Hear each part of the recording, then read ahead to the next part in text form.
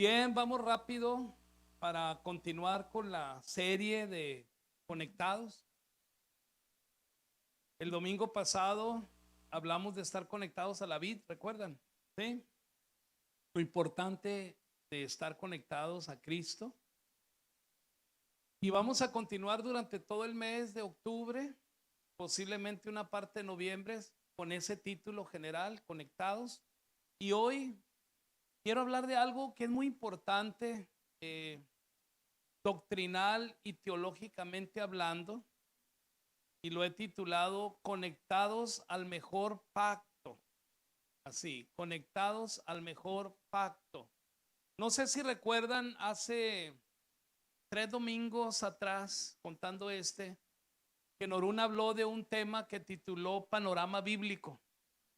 Y ella dijo que para estudiar la Biblia o para entenderla mejor, se puede dividir de diferentes formas. Habló del Antiguo Testamento, del Nuevo Testamento. De hecho, mencionó todos los libros de la Biblia, así rapidito, ¿no? Le dio una introducción a cada libro de la Biblia. Habló ella de poder estudiar los libros del Pentateuco o los primeros 5 libros de la Biblia. También mencionó los libros históricos, que los evangelios, que las cartas de los apóstoles. Y no sé si recuerdan que dijo, y también se puede dividir en los pactos, en 7 pactos. Y dijo Norún, 6 pactos que hizo Dios con la humanidad están en el Antiguo Testamento y un pacto está en el Nuevo Testamento. ¿Recuerdan? ¿Sí recuerdan eso? Nadie recuerda eso. Ah, sí recuerdan eso. Bueno, qué bueno.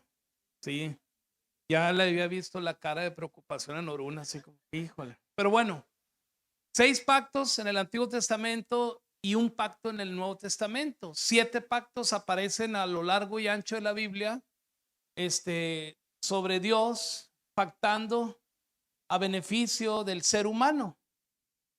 Y yo quiero decirles que el pacto, el mejor pacto es el del Nuevo Testamento, pero voy a mencionar los otros 6 pactos para más o menos tener un entendimiento de cómo llegamos a este pacto o qué tienen que ver los pactos del Antiguo Testamento con la realidad del ser humano.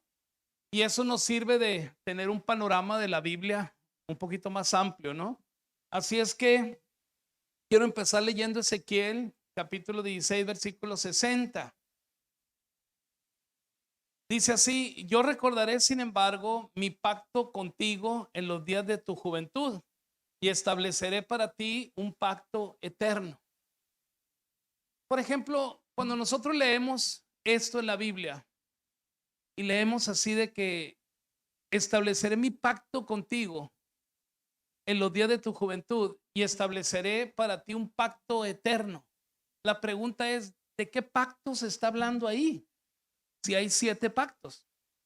¿Y por qué es importante entender los pactos y cuál es uno y cuál es otro?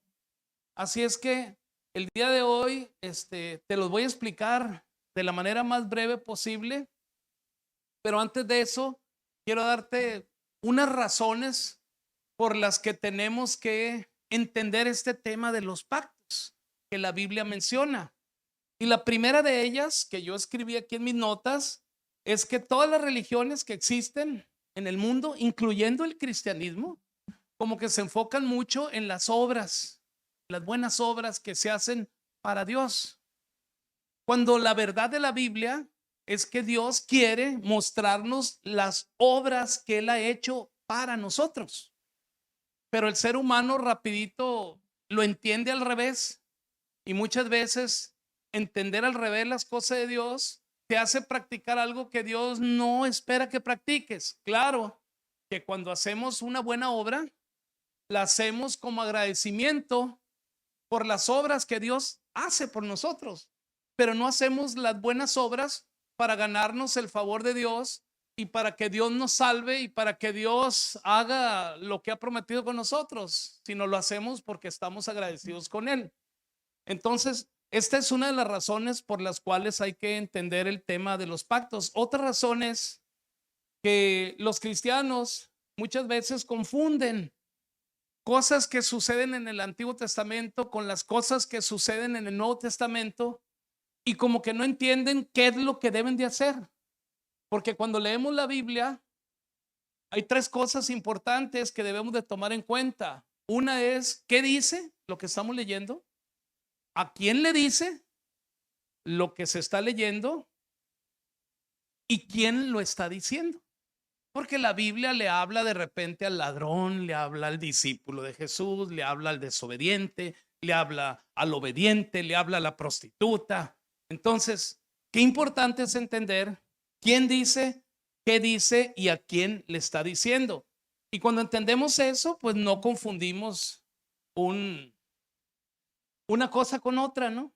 Y la podemos discernir bien.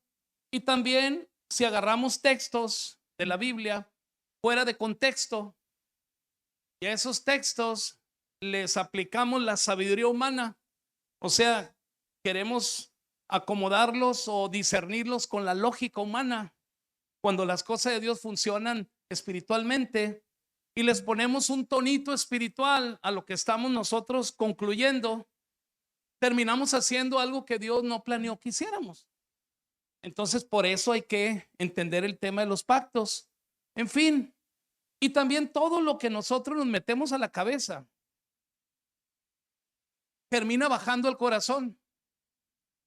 Y de la abundancia del corazón habla la boca.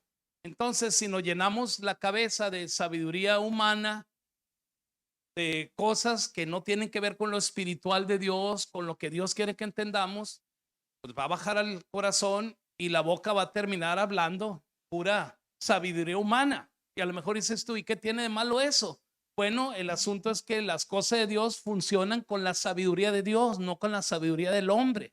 Y la sabiduría de Dios viene en su palabra, viene en la Biblia. Y si nos llenamos la cabeza de lo que Dios dice en su palabra, eso va a bajar al corazón y vamos a hablar con la boca lo que Dios espera que hablemos. En fin, hay muchas razones por las cuales debemos de entender lo que Dios nos dice en la Biblia. Recuerdo hace mucho tiempo, una persona que pasó aquí por la calle, una persona que no asiste con nosotros ni asistía, pero pasó y se metió y quería hablar conmigo. Y yo estaba aquí en la oficina y me dijo, fíjese que yo voy a una iglesia donde nos exigen ir dando el diezmo. Ya ve que ahorita hablaron de diezmos y ofrendas, pero nos dicen que tenemos que ir dando el 10% y luego el 20% y luego el 30% y luego el 40% y la meta es llegar al 90%, porque con el 10% que nos quede, con eso lo va a sobreabundar y con eso sobra y basta. Y le digo, ¿y cómo anda usted con eso? No, dice, pues ya ando en el 30%, pero ando bien tronado, o sea, no me alcanza para nada. Es más, dice, no me alcanza ni para echar gasolina al carro. Y todavía me falta pues llegar hasta el 90%, pero cuando llegue al 90%, entonces el 10% se va a hacer así como que muy grande. Y le digo, ¿y dónde dice la Biblia que debe de hacer eso? Pues no sé, pero allá sí nos dicen. Bueno, el caso que sin conocerlo ni nada, le tuve que dar 200 pesos para que le echara gasolina a la camioneta, que a lo mejor por ahí va toda la historia, ¿no? Pero bueno, ¿por qué la gente hace eso? ¿Por qué pasa eso? Porque no entienden bien lo que la Biblia está diciendo y terminan haciendo pues una mezcolanza de las cosas. Por eso es importante este tema que quiero compartir con usted el día de hoy. ¿Qué es un pacto? Hablando de pactos, ¿qué es un pacto? Bueno, pues es una disposición soberana de Dios donde se establecen condiciones para que Dios pueda otorgar lo que promete. Y estas condiciones pueden ser condicionales o pueden ser incondicionales. Un pacto condicional es aquel en donde depende del hombre para que se cumpla lo que Dios promete. Y un pacto incondicional no tiene que ver con el hombre, sino que se cumple porque Dios así lo dijo y ya. Este pacto incondicional tiene que ver con la autoridad, con la fidelidad, la integridad, el amor que tiene Dios por la humanidad. Bueno, entonces, ya entendiendo que hay en lo largo y ancho de la Biblia aparecen pactos de orden condicional e incondicional. De hecho, 2 condicionales de los 7 nada más y los 5 incondicionales. Bueno, les voy a mencionar los pactos que Dios ha hecho con el ser humano desde el principio de la humanidad. Y el primero es el pacto que Dios hace 6,000 años. Hace un pacto de orden condicional, lo hace en el huerto del Edén. Ahí en el huerto del Edén, recuerden que Dios hace un huerto, dice la Biblia, y pone ahí a Adán y a Eva. Y en ese tiempo, Dios les dice, miren, todo lo que existe aquí en el huerto, de todo lo que hay aquí lo pueden ustedes disfrutar. Nada más, hay una cosita, hay un árbol ahí, que es el árbol del bien y del mal, y ese árbol me lo dejan en paz, porque el día que ustedes coman de ese árbol, pues ahí se acaba el beneficio que les estoy otorgando. El beneficio de disfrutar todo lo que está ahí en este huerto donde hay de todo. O sea, que el ser humano tenía el 99% de chances de disfrutar por siempre y para siempre lo que Dios había creado. Y tenía nada más el 1% de chances de perder lo que Dios le había dado. Sin embargo, conocemos la historia y el hombre, pues ahí va al 1%. O sea, ahí va al árbol que no debería de acercarse a él, ni de comer del fruto de ese árbol. Y bueno, conocemos la historia, dice ahí en Génesis capítulo 2, versículo 17, dice, pero del árbol del conocimiento del bien y del mal no deberás comer. El día que de él comas, sin duda morirás. Bueno, ya conocemos la historia. El hombre, Adán y Eva, por engaño de la serpiente, que era el diablo, dice la Biblia, en forma de serpiente, pues los convence de comer del fruto prohibido y comen. Entonces Dios, después de la caída del hombre, después del pecado, Dios hace un segundo pacto. Y ese segundo pacto es el pacto adánico. Es un pacto incondicional. Ahí Dios, dice la Biblia, que habla con Adán y le dice, oye Adán, ¿qué pasó? ¿Qué pasó? ¿Por qué te comiste el fruto prohibido? ¿Y qué dijo Adán? Pues es que la mujer que me diste, pues, ella. Y luego, a ver, Eva, ¿qué pasó? No, la serpiente me engañó. Entonces la Biblia dice que Dios ahí hace un pacto de orden incondicional. O sea, el primero, la señal del pacto era la obediencia. Había que obedecer a Dios para que estuviera válido el pacto. Llegó la desobediencia, se acabó lo pactado. Entonces, cuando llega, y la señal en el primer pacto era pues el arbolito este famoso que estamos mencionando. Pero en este segundo pacto, el pacto que hace Dios con Adán después de la caída, pues Dios les dice en Génesis 3, versículo 15, les dice, bueno, les dice, pondré enemistad entre tú y la mujer, o sea, por haber hecho lo que hicieron, y entre tu simiente y la de ella. Su simiente te aplastará la cabeza, pero tú le herirás el talón. Claro que ahí está también la serpiente y Dios está hablando con los tres. Y lo que le está diciendo Dios a la serpiente, a Adán y a Eva, dice, ok, va a haber problemas aquí, pero a ti le dice a la serpiente, del vientre de la mujer va a venir alguien que te va a aplastar la cabeza para que no sigas engañando a las personas.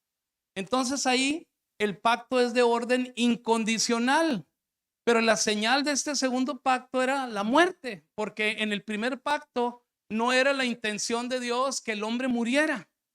En el segundo pacto, por la desobediencia, llega la muerte. Mira lo que dice aquí en Génesis capítulo 3, versículo 16 al 19. Dice, a la mujer dijo, multiplicaré tu sufrimiento en el parto y darás a luz a tus hijos con dolor. Fíjate todo lo que ocasionó la desobediencia.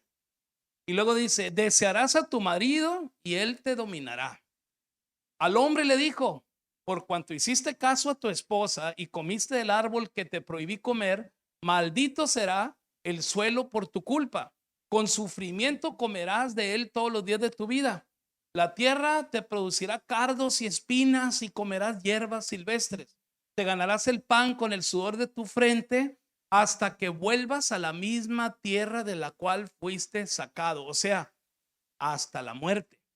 Porque polvo eres y al polvo volverás. Fíjate qué a gusto estaba Adán y Eva cuando Dios los puso en el huerto. Justo, estaban en la era de la inocencia, a gusto. Es más, andaban así como Dios los trajo al mundo, y a gusto, sin morbo, sin nada. No, no, no, nada. Pero después de la desobediencia, lo primero que pasó es que se dieron cuenta que andaban desnudos, así como, ¡ay! Estamos bichis, ¿me doy cuenta? Sí, porque llegó la conciencia, pues llegó la era de la conciencia, así era como que, ah, se dieron cuenta de que había, que existía el bien y que existía el mal, porque ese era el árbol prohibido, el árbol que no deberían de comer y del cual comieron. Entonces vienen todas estas consecuencias. ¿Qué significó que Adán y Eva y la serpiente y todo lo sucedido en el huerto? ¿Qué significó para el ser humano? Bueno, significó que se deteriora la posición que el hombre tenía ante Dios antes de la desobediencia. La posición que el hombre tenía ante Dios era inocente, era de pura bendición, no había nada malo. ¿Qué sucedió entonces? O sea, ¿qué significó esto también? Pues se rompe la relación del hombre con Dios. ¿Por qué se rompe la relación? Porque el hombre decidió obedecer a su lógica, decidió obedecer a la serpiente, decidió hacer lo que Dios dijo que no hicieran. Entonces se rompe la relación que tenían con Dios. Y luego también pues se acaba la fe hacia Dios. O sea, ya no solamente creían a lo que Dios decía, sino que ellos decidieron creer a otras cosas también. Y luego se termina la paz que producía Dios hacia el ser humano. Cuando estaban en el huerto, estaban a gusto, en paz. Sí, y ya después, pues andaban estresados porque ahora había que sudar para sacar el pan de cada día. La mujer a la hora de tener hijos iba a tener dolor de parto. A la hora de cultivar la tierra iba a haber espinas, iba a haber cardos. O sea, iban a andar estresados, iban a andar cansados y eso no estaba diseñado que sucediera para el ser humano. Pero bueno, la historia de la humanidad se va multiplicando a partir de ahí. Recuerden que Adán y Eva tuvieron dos hijos, inicialmente Caín y Abel, y luego Caín termina matando a su hermano Abel, y el primer funeral en la historia de la humanidad toma lugar por medio de esa situación, porque la señal del pacto ahí era la muerte, que iban a morir físicamente. Claro que habían muerto espiritualmente por desobedecer a Dios, pero bueno, va pasando el tiempo, se va multiplicando la gente y unos 1000 años después de eso, por allá 3000 años antes de Cristo, pues aparece un personaje de nombre Noé y Dios hace otro pacto con Noé, que fue un pacto incondicional también. Y ahí lo que Dios pacta con Noé, le dice: ¿sabes qué, Noé? Pues voy a acabar con el pecado que existe en el mundo. Se ha multiplicado el pecado por todos lados. Hay mucho problema en el mundo y ya estuvo bueno. Es más, te mando a que construyas una arca. Es otra historia que viene en la Biblia. Y dice la Biblia que la arca duró Noé como 200 años construyéndola. Y en los tiempos de Noé ni siquiera había llovido. Nunca, porque había rocío que aparecía entre las plantas durante la mañana y eso era lo que mantenía la vegetación alimentándose de agua. Pero Noé creyó a lo que Dios le dijo, construyó el arca y le dijo: va a venir un diluvio que va a durar 40 días y 40 noches y va a acabar con todo el pecado del mundo. Todas las personas van a perecer con las aguas del diluvio, a menos que se suban al arca. En el arca van a ser salvos. Pero bueno, la historia dice que solamente Noé convenció a su familia, a sus hijos y a sus nueras y a su esposa, y fueron 8 personas que se suben al arca y los animalitos que Dios le pidió que subiera en parejas. para poder preservar a estas especies. Y bueno, y Dios hace un pacto con Noé y le dice, voy a acabar con el pecado de todo el mundo y nada más se van a salvar los que se suban al arca.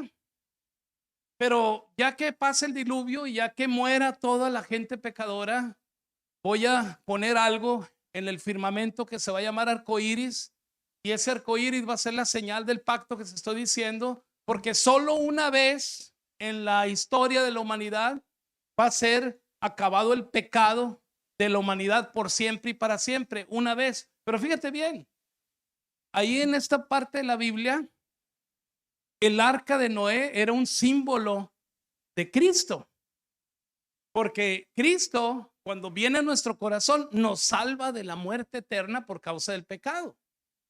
Y también el tema de que nada más un diluvio iba a existir para acabar con el pecado de la humanidad, pues era un símbolo de que cuando Cristo muriera en la cruz del Calvario por el perdón de nuestros pecados, nada más una vez iba a ser sacrificado, una vez y ya, para siempre. No iba a haber muchos sacrificios, nada más uno. Pero era algo que apuntaba hacia lo que sucedería más adelante. Mira lo que dice aquí en Génesis 9, versículo 13 al 17. Dice así: he colocado mi arco iris en las nubes, el cual servirá como señal de mi pacto en la tierra. Cuando yo cubra la tierra de nubes y en ellas aparezca el arco iris, me acordaré del pacto que he establecido con ustedes y con todos los seres vivientes. Nunca más las aguas se convertirán en un diluvio para destruir a todos los mortales. Cada vez que aparezca el arco iris entre las nubes, yo lo veré y me acordaré del pacto que establecí para siempre con todos los seres vivientes que hay sobre la tierra.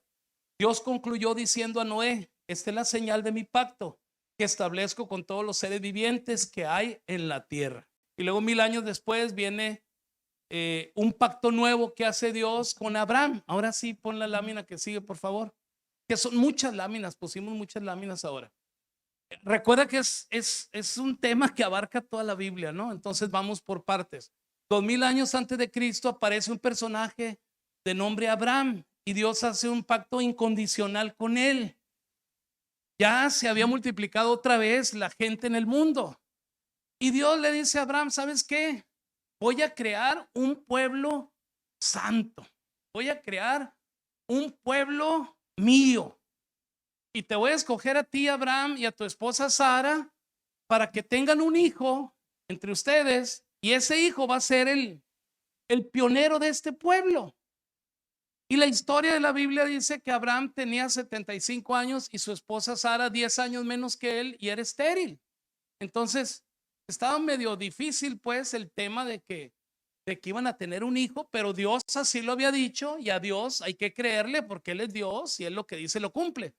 Bueno, entonces resulta que pasa y pasa el tiempo porque el hijo de la promesa de Abraham y de Sara nace hasta 25 años después de que Dios hace el pacto con ellos.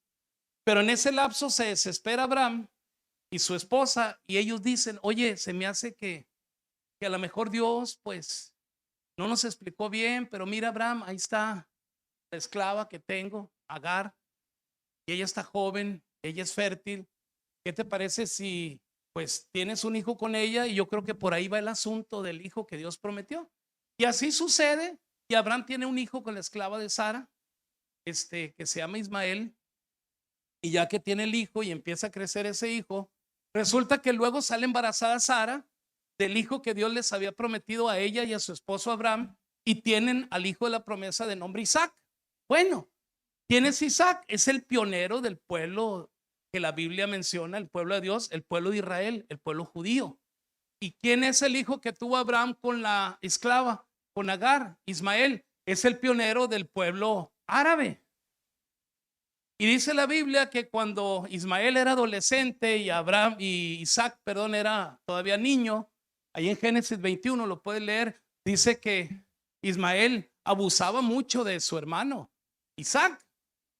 Y ya no aguantaba Abraham la legata entre las mujeres, porque aunque Agar era esclava, pues como ya era también, pues tenía un hijo con el patrón, pues ella se sentía con derechos y se le ponía el tú por tú a la patrona, pues a Sara.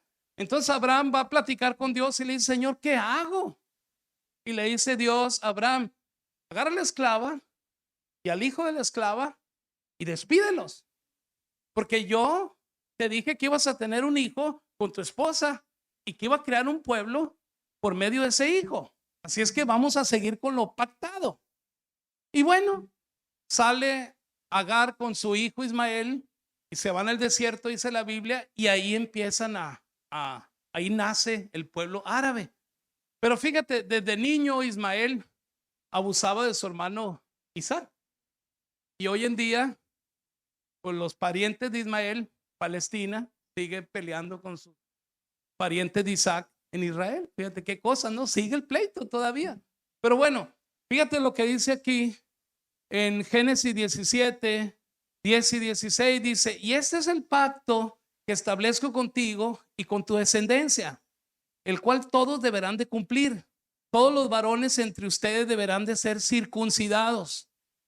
O sea, cuando empieza a formarse ese pueblo que Dios le dijo a Abraham que surgiría, el pueblo judío, el pueblo israelita, le dice Dios a Abraham, pero quiero que hagan algo. A todos los que vayan naciendo desde Isaac, los vayan circuncidando, porque era como una marca, era como una seña de que era un pueblo puro, era un pueblo apartado para Dios. Claro que hoy en día el apóstol Pablo explica en la Biblia que el pueblo de Dios no es nada más geográficamente Israel. El pueblo de Dios es todo aquel que tiene a Cristo en su corazón. Dice la Biblia que con Cristo en el corazón, linaje de Abraham somos y herederos de lo que Dios le prometió a Abraham.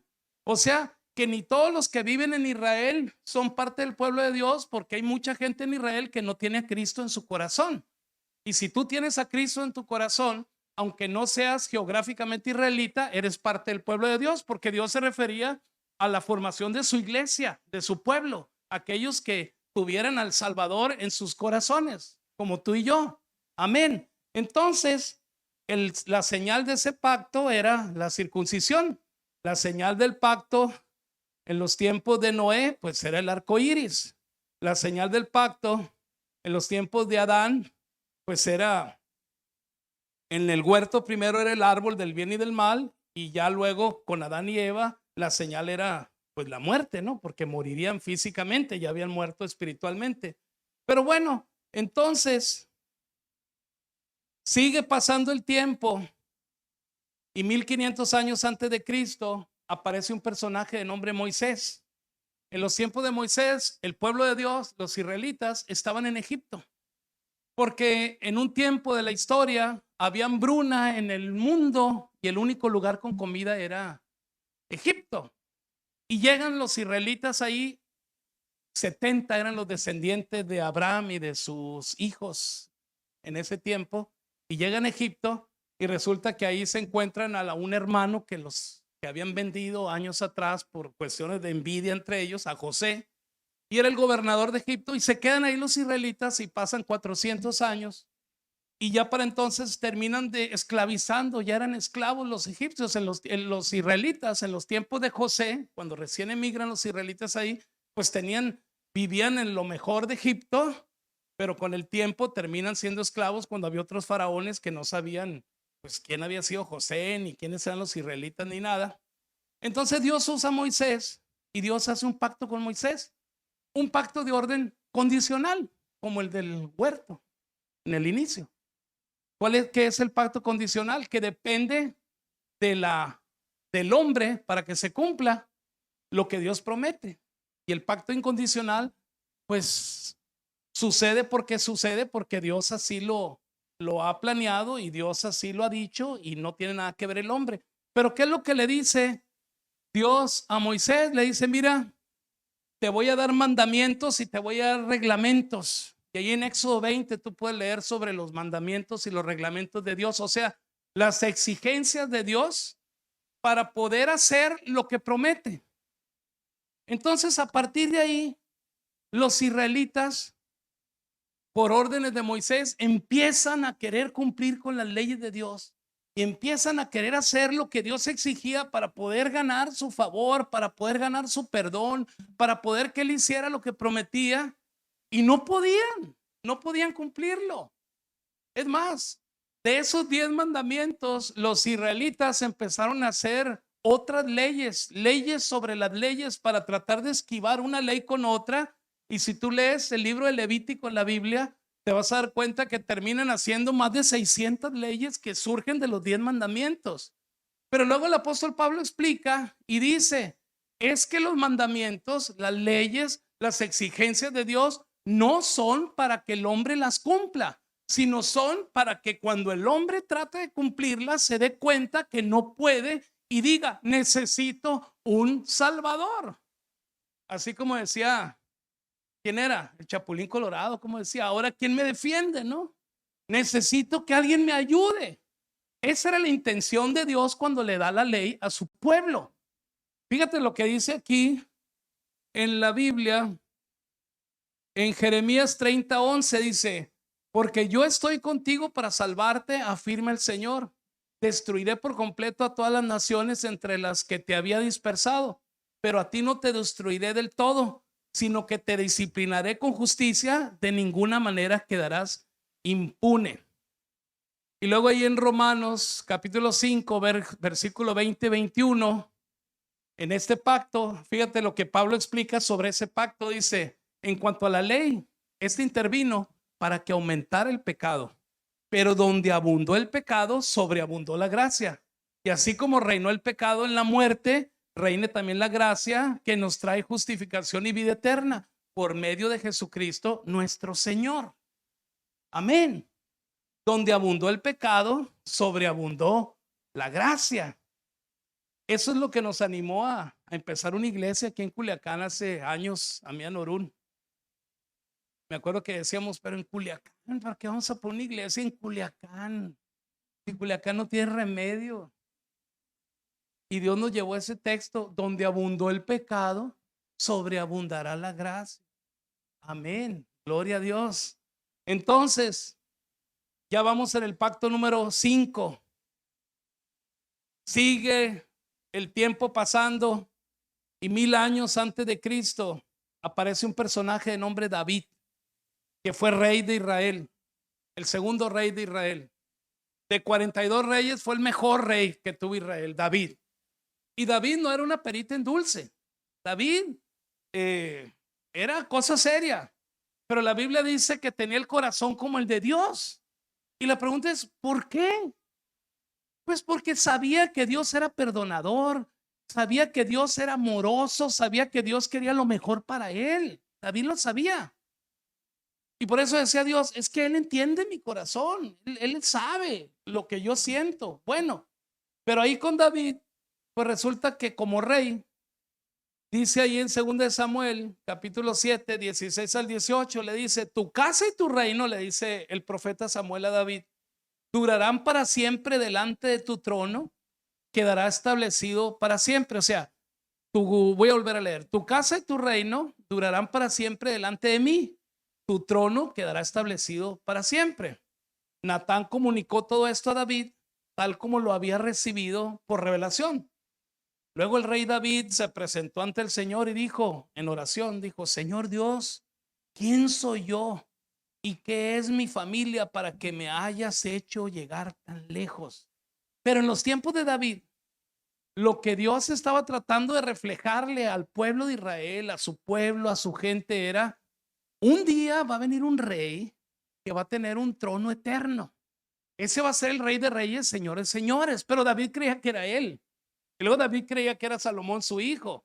Y luego ahí en Primera de Crónicas 17, 3, 4, 11 y 14 dice, pero aquella misma noche la palabra de Dios vino a Natán y le dijo, ve y dile a mi siervo David que así dice el Señor, no serás tú quien me construye una casa para que yo habite. Cuando tu vida llegue a su fin y vayas a reunirte con tus antepasados, yo pondré en el trono a uno de tus descendientes, a uno de tus hijos, y afirmaré su reino. Pero no se refería ni a Salomón, ni a ninguna de la familia de David, sino se refería a la descendencia de David, porque Jesús viene de la tribu de Judá, de la misma tribu de donde era David, y Jesús termina siendo ese rey de reyes, señor de señores, del que Dios estaba hablando desde el huerto del Edén, desde que le dijo a la serpiente, del vientre de la mujer Va a venir alguien que te va a aplastar la cabeza. A ti, le dijo al diablo, por andar engañando a mi gente. Ese rey de reyes era el que se simbolizó en el arca de Noé, el arca que salvó a los que se subieron para no ahogarse en el diluvio. Amén. Ese rey de reyes era el que vendría a purificar a todo el que creyera en él, como se simbolizó en los tiempos de Abraham con el tema de la circuncisión. Pero bueno, entonces, pues el tiempo sigue pasando y llega el pacto número 7, que es el mejor de todos los pactos, un pacto de orden incondicional, y es un pacto que hace Cristo con la humanidad. Hace 2000 años. Pacto de gracia, pacto donde las leyes de Dios quedan grabadas en las mentes y en los corazones de los que creen en él. Un pacto pues que habla de una nueva vida, un pacto que es el mejor de todos los pactos o es el cumplimiento de los tiempos de Dios. Tiene muchos sinónimos este pacto en la Biblia. Cuando Jesús vino al mundo, él vino a cumplir con todo lo que se había hablado que él haría cuando viniera. Él vino a decir, aquí estoy yo, aquí estoy. El reino de Dios, como dice el Padre nuestro, ¿verdad? Venga tu reino, hágase tu voluntad en el cielo como en la tierra. O sea, vine del cielo a la tierra para poner a la disposición de los creyentes el reino de Dios. Amén. Entonces, dice ahí en Jeremías 31:33, este es el pacto que después de aquel tiempo haré con el pueblo de Israel. Esto lo dijo un profeta, afirma el Señor. Pondré mi ley en su mente y le escribiré en su corazón, y yo seré su Dios y ellos serán mi pueblo. Mira, ¿por qué te digo todo esto? Porque es muy importante entender que lo único que te puede regresar al plan de Dios, como era originalmente en el huerto, es Cristo, corazón. El que vendría del vientre de la mujer, pues aplastarle la cabeza al enemigo. El único que te puede salvar del pecado, que el fin del pecado es muerte, así como con el diluvio, es Cristo, porque Él es el arca representada en los tiempos de Noé. Querido hermano, el único que te puede limpiar de todo eso que te tiene con la conciencia de culpa y con ese sentimiento de estrés es Cristo. El único que puede cumplir las exigencias de Dios y que tú no podías ni yo y lo hizo por nosotros es Cristo. Cristo Jesús. Por eso dice que Él pondría las leyes de Dios en nuestra mente y en nuestro corazón. Entonces, ¿cómo podemos identificar el reino de Dios en los pactos? ¿Cómo podemos hacerlo? Bueno, en el huerto del Edén, el reino de Dios se reflejaba ahí, en el huerto. Antes de la caída, antes del pecado, el huerto era un reflejo de lo que sería el reino de Dios. ¿A poco no decimos, no, pues ya cuando me jubile voy a hacer una cabañita entre los pinos? Sí, porque tenemos como por naturaleza, así como que, quiero. Si Norún y yo platicamos y decimos, oye, qué bueno sería tener una cabañita ya en un fiordo noruego. Sí, qué bonito. Le digo, pero una cabañita bien, con baño bien, nada de que un hoyo allá afuera, no. Una cabañita con internet, sí. Bien, pues. ¿Por qué? Porque todos soñamos con eso, pues, por naturaleza. ¿En dónde se reflejaba el reino de Dios en los tiempos de Adán y Eva después del pecado? En la siguiente imagen. Ahí está María. Vamos a decir que es María embarazada de Jesús. ¿Dónde se reflejaba el reino de Dios en los tiempos de Adán y Eva y la serpiente después del pecado? En lo que vendría del vientre de la mujer. Cristo sería el reino de Dios. Y en los tiempos antiguos se hablaba de la venida del Salvador, del Mesías, de Jesús. Bueno, Y si seguimos avanzando, ¿dónde se reflejaba el reino de Dios en los tiempos de Abraham? Bueno, pues dijimos que en la circuncisión, en la pureza, pero en el pueblo de Dios que viene siendo la iglesia hoy en día, ¿dónde se refleja el reino de Dios? ¿O dónde se reflejaba el reino de Dios en los tiempos de Abraham? En la gente que tiene a Cristo, en nosotros, en los que hemos recibido a Jesús. La Biblia explica que no es que Dios quiera circuncisión como en los tiempos de Abraham, sino circuncisión del corazón. Y cuando tú recibes a Cristo, el corazón de piedra se convierte en un corazón de carne, en un corazón limpio y puro. Y la Biblia nos iba hablando de todo eso, desde el Génesis hasta la venida de Jesús, en donde se reflejaba el reino de Dios en los tiempos de Noé. Bueno, ya les dije, en el arca. El arca de Noé era un reflejo de salvación. Un día iba a acabar el pecado. Un día iba a morir el pecado. Tú necesitabas recibir castigo por causa del pecado, yo también, pero lo recibió Cristo en lugar nuestro.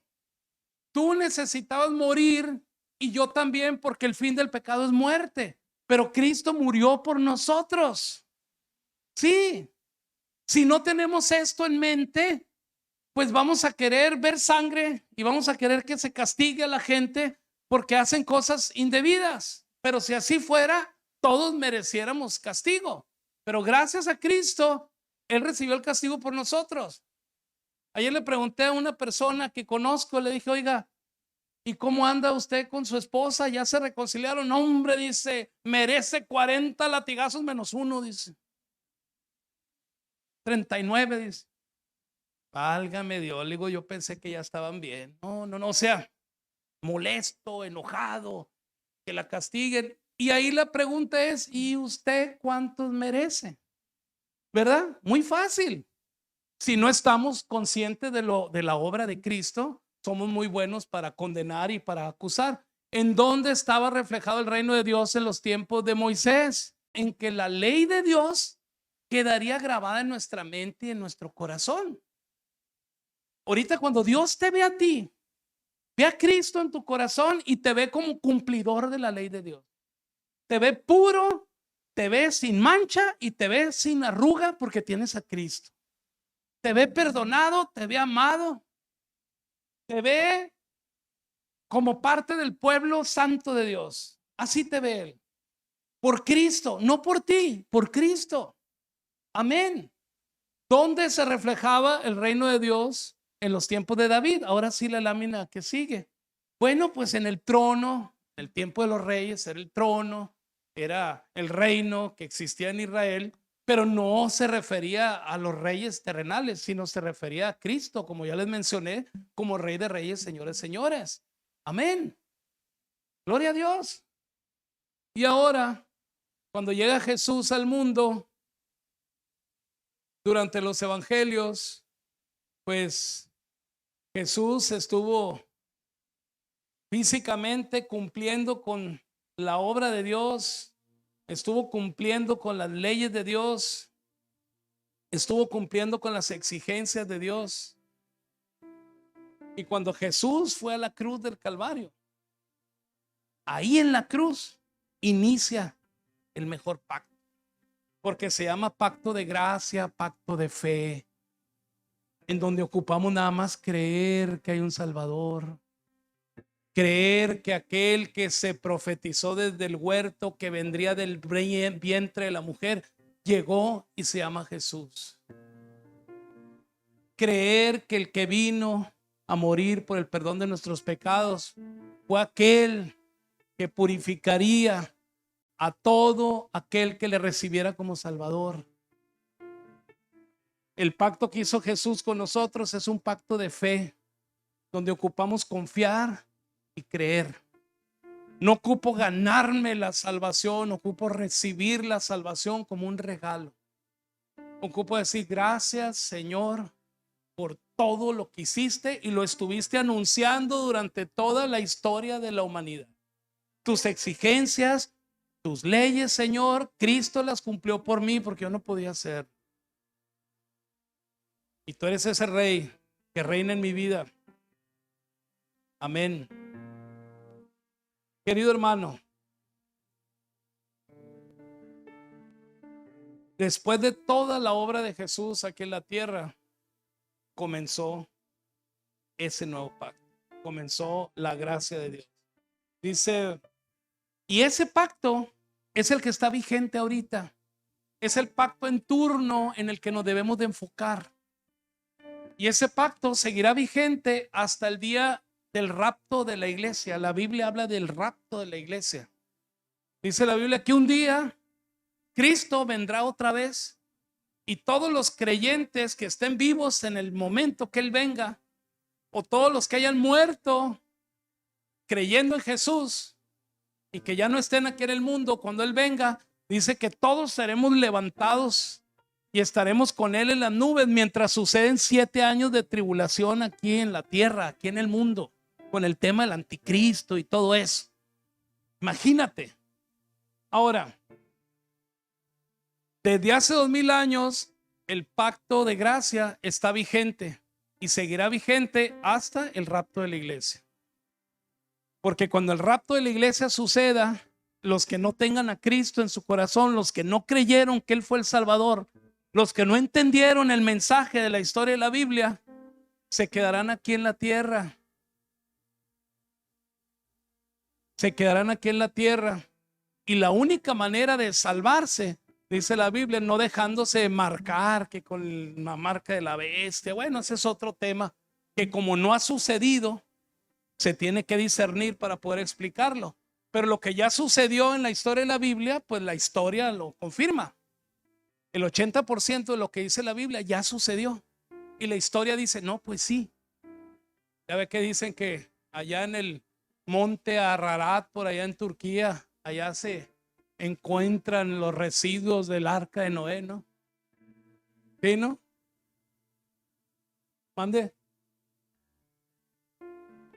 Por aquel rumbo, Armenia. Mira, Armenia. Había pensado yo que era Turquía, pero por allá. Por allá. Colindancia. Sí.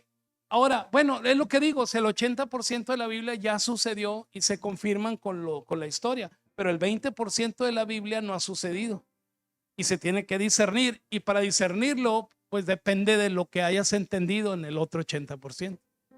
Pero bueno, el tema ahorita es que el pacto de gracia está vigente. Está vigente.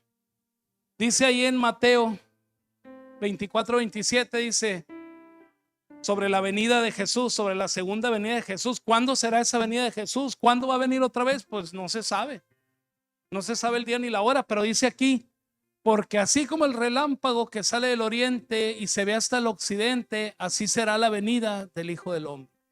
O sea, un día de repente, vámonos. Se acabó nuestro tiempo en la tierra. Y a partir de ahí, el pacto de gracia se termina y empieza otra historia ahí. Pero querido hermano, si tú por algún motivo no has recibido a Jesús en tu corazón, pues, ¿qué esperas? ¿Qué esperas para invitar a Cristo a tu corazón y aceptarlo como el Salvador de tu vida? Y así tienes el boleto para la vida eterna. No, pero a lo mejor no es cierto. Bueno, si no es cierto, pues no vas a perder nada. Pero si sí es cierto, vas a perder todo. Vas a perder la vida eterna. Así me dijo un amigo una vez, ¿qué me gano yo con tener a Jesús en el corazón? Y se me ocurrió decirle, pues es como un seguro para tu carro. Si tienes el seguro, cuando choques, el seguro responde, y si no lo tienes, pues te quedas sin carro. Se me quedó viendo y yo creo que pensó empresarialmente y me dijo, tendrás razón. ¿Qué ocupo hacer? Una oración. Y ahí hicimos la oración de fe hace muchos años. Y cada vez que lo veo me dice, ¿cómo he necesitado a Dios durante toda mi vida? Y gracias por haberlo recibido en mi corazón. Él está conmigo. Él me ayuda. Así es que hoy yo te animo a que hagas esa oración de fe y a que invites a Cristo a tu corazón y a que entiendas que lo que nos toca vivir es el nuevo pacto, el mejor pacto. De no entender esto, vas a llevarte toda la vida diciendo, cuidado porque te parte un rayo, como en los tiempos de Noé, cuidado. Te vas a llevar diciendo, hey, no hagas esto porque te conviertes en alguien sucio para Dios. Oye, cuidado con esto otro por él. No. Mejor enfócate en la obra de Cristo, en la obra salvadora de Jesús. Cierra tus ojos y ora conmigo. Si no has invitado a Jesús a tu corazón, aprovecha para que hagas una oración de fe en este momento y repite conmigo estas palabras. Di así: Señor Jesús, el día de hoy abro mi corazón y te acepto como el Salvador de mi vida. El día de hoy, Señor, te doy gracias por recordarme la historia de la Biblia y por entender que a Cristo, de Él se habla la Biblia desde el principio de este. Doy gracias por perdonarme, por limpiarme, por amarme. Doy gracias, Señor, por estar conmigo. Hoy te recibo como mi Salvador. Amén y amén.